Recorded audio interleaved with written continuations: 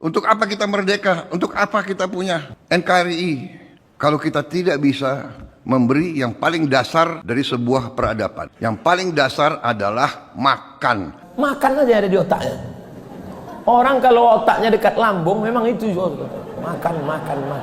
Allah sengaja jauhkan otak kita di atas, lambung kita di bawah, supaya otak kita jangan hanya berpikir makan. Saya diserang karena ingin memberi makan bergizi untuk anak-anak Indonesia. Tugas negara itu bukan ngasih makan anak. Tugas negara itu ngasih kerja pada bapaknya. Anaknya ya diurus bapaknya. Bagaimana anak dikasih makan dari APBN, sementara ayahnya dibiarkan tidak punya pekerjaan. Kita paham bahwa lapangan kerja kita kurang. Negara itu menyediakan lapangan kerja. Bapaknya punya gaji, ngasih makan anaknya bergizi. Begitu konsepnya.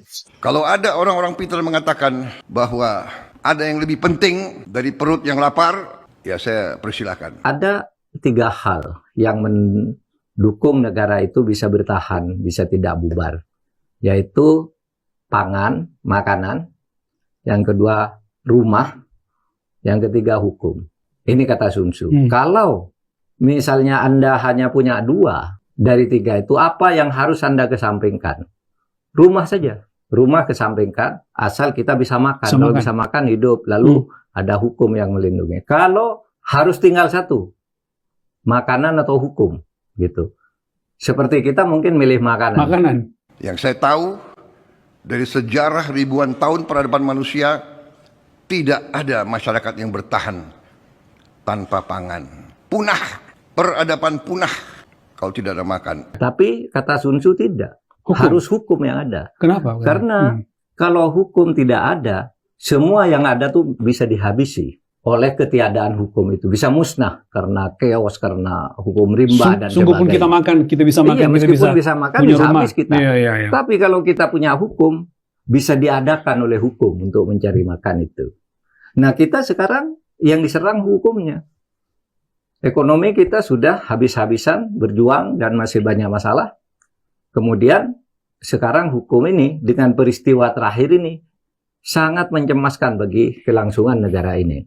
Sama dengan MBG, ada kekurangan, ada penyelewengan, ada oknum-oknum, ada pribadi-pribadi yang ingin cari kekayaan dari sesuatu pekerjaan atau suatu usaha yang begitu besar, begitu mulia untuk rakyat. Dengan sedih kita tindak, tapi apa boleh buat?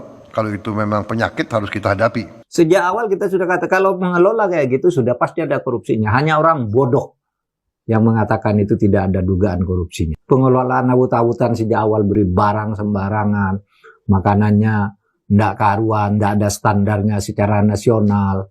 Anggarannya tidak pernah jelas bagaimana mempertanggungjawabkannya. Semuanya ugal-ugalan tuh yang ngelola. Kan sejak awal tahun kita sudah bicara berkali-kali, hampir setiap saat di meja ini itu bagus. MBG itu bagus, rakyat senang. Yang tidak pernah makan telur, iya bagus. Tetapi korupsinya lebih besar daripada biayanya, sehingga sejak awal kita katakan, ayo Pak Prabowo teruskan tuh MBG bagus program Anda. Tapi ubah dong tata kelolanya. Di situ cara-cara koruptif itu sudah dilakukan sejak awal. Dan itu kalau orang ngamati korupsi, sudah tahu itu ada korupsinya. Dan kita terus akan tindak. Sekali lagi berkali-kali saya bilang bahwa percayalah kita tidak akan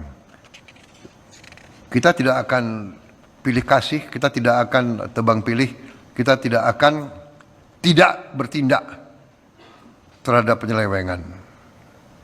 Tentunya kita butuh kearifan kadang-kadang.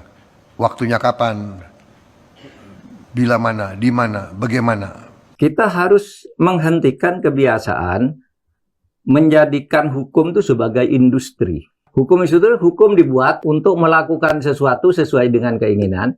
Kalau orang tidak salah mau dibuat salah, dibuat hukumnya, dicari pasal-pasalnya agar orang bisa bersalah. Kalau orang bersalah ingin diselamatkan, dibuat hukum-hukumnya agar dia selamat. itu namanya industri hukum. Dan sekarang banyak orang dibuatkan pasal-pasal. Industri hukum itu berbahaya karena industri hukum artinya rekayasa untuk membuat sesuatu yang salah menjadi benar, yang benar menjadi salah. Jadi menggunakan hukum sebagai alat untuk mencari keuntungan pribadi atau keuntungan kelompok politik tertentu, atau menguntungkan orang lain dan merugikan orang yang lainnya lagi. Nah, itu namanya industri hukum. Sehingga sekarang ini dapat dikatakan bahwa kita ini sudah ada pada situasi distrust. Sekarang kalau Anda lihat YouTube berita-berita kan ketidakpercayaan terhadap proses penanganan hukum oleh pemerintah. Yang mengatakan benar tuh ya kelompok mereka sendiri yang mengerjakan. Tapi coba masyarakat semuanya kecewa dengan kasus Jampitsus ini yang ditangani seperti ini. Distrust, ketidakpercayaan publik muncul. Saya pernah berteori juga bahwa hancurnya sebuah negara itu melalui 4 dis. Pertama disorientasi. Hukum dijalankan menurut arah yang tidak benar. Keluar jadi jalur itu disorientasi. Nah, disorientasi itu akan menimbulkan distrust, ketidakpercayaan. Nah, sekarang ini sudah muncul loh. Distrust dari masyarakat. Kalau ada pejabat pidato, wah omong kosong. Ada ini pidato, wah matikan aja. Itu hanya omong-omong. Udah distrust. Udah nggak usah didengarkan, itu bohong semua. Itu terjadi Pak sekarang, meluas ya? Di mana-mana. Iya, betul. Malah betul. pejabat-pejabat penting sekarang diolok-olok. Iya.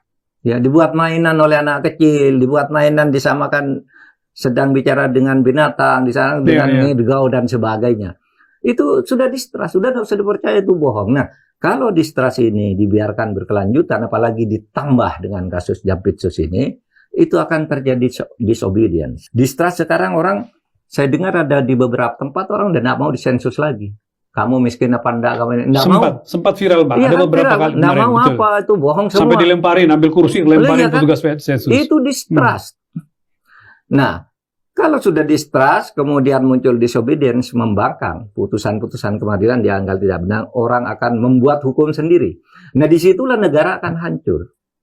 Dan itu terjadi bukan hanya di dalam cerita, di dalam adagium yang dibangun oleh para tokoh, para pemikir hukum, tapi terjadi di sepanjang sejarah perjalanan bangsa-bangsa di dunia. Termasuk di Indonesia juga. Jatuh bangunnya pemerintah itu kan dimulai dari disorientasi terhadap kebenaran, lalu masyarakat timbul ketidakpercayaan, ketidakpuasan, lalu disobedience, jatuh, dan sebagainya. Nah, kalau jatuhnya cuma bisa bangun lagi, membangun lagi, ya rugi, tetapi juga tidak bagus. Cuma kalau jatuhnya sampai parah itu kan bahaya. Oleh sebab itu kalau kita cinta kepada bangsa ini, mari kita luruskan yang begini ini. Apa yang dikatakan oleh masyarakat dan sudah kita katakan melalui meja ini. Pertama, peristiwa pengalihan perkara, pengalihan penyidikan dari Polri ke Kejaksaan, itu melanggar prosedur. Tidak pernah ada di dalam sejarah penegakan hukum di Indonesia itu polisi mengalihkan penyidikan ke Kejaksaan. Dalam sejarah penegakan hukum? Tidak ada. Tidak pernah terjadi. Yang ada pelimpahan. Nah, kalau pelimpahan itu boleh. Artinya penyidikannya sudah selesai, tersangkanya sudah di BAP. Baru diserahkan, dilimpahkan, bukan ke penyidik kejaksaan, tetapi kepada penuntut kejaksaan. Itu lain lagi. Di kejaksaan itu ada penyidik, ada penuntut. Ke atas itu artinya kejaksaan sebagai penuntut, bukan kepada penyidik. Itu namanya pelimpahan. Nah, di dalam pelimpahannya ada surat pelimpahan disertai berkas perkara, termasuk penyerahan tersangka